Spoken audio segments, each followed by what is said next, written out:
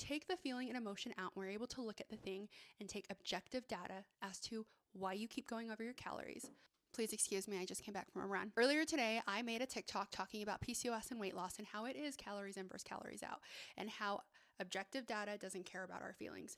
Stay with me. When I used to be a registered behavior technician, which just means that I worked with kids who had ADHD, autism, any type of disorder, I used to go into schools and work with teachers with kids who had ADHD or autism. One day I had a teacher tell me that she feels like one of my students that I work with is very aggressive and is constantly aggressive, and she would like him in her classroom. I said, "Do you have any data to back this up?" She told me, "No." I said, "Okay, I'm going to sit in the back. I'm going to watch him." I stayed there all day and I tracked one data point of aggression. It happened while he was getting ready to go to lunch. Another student was touching him and he pushed him. Okay. I came back the next day. I hid in the back so he couldn't see me. And I tracked two data points of aggression. One, he slapped the paper out of her hands. Two, again in the lunch line. I said, "Okay, I can't come back tomorrow. So what I would like is for you to take data on Wednesday, Thursday, and I will be back Friday." She said, "Okay." I come back on Friday and I look at her data and she has one data point, 3 data points, 1 data point. Okay. I said, "All right.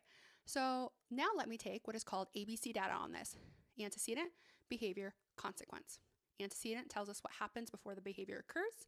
Consequence is what happens after the behavior occurs. The antecedent seemed to be that every single time he was in the lunch line, he was being touched by other students. This student did not have the skill set to tell the other students to not touch him. So what did he do to get his point across? Physical aggression. He pushed them. And then what happened after? The teacher went and reprimanded him. He got attention from the person he loved the most. And he did love his teacher.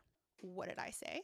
I said, "Let's put the student at the front of the line or at the back, whichever you want." I would say front of the line because sometimes the back of the line can feel very intimidating. The teacher agreed. She put him at the front of the line. Guess what happened next? This student showed 0 to 1 signs of aggression once a week. And the only time he ever showed aggression was because someone was touching him or he wanted the teacher's attention. So this teacher went from telling me that she felt the student was extremely aggressive to realizing he wasn't extremely aggressive. She just felt like every time she looked up or looked at him or saw him, he was showing some type of aggression, and she didn't realize why. When we were able to remove her feelings and take objective data, we were able to see the big picture here. The student didn't like to be touched. The same goes for you in anything. When we take the feeling and emotion out, we're able to look at the thing and take objective data as to why you keep going over your calories. Well, you keep skipping lunch. So at the end of the night, you end up having an overeating bender, right? When we look at you keep skipping breakfast, you don't pair your protein with carbs, you don't pair your carbs with protein. So you keep snacking because you cannot reach fulfillment. Or maybe it's that you're just not having enough water, and so you're confusing dehydration for hunger.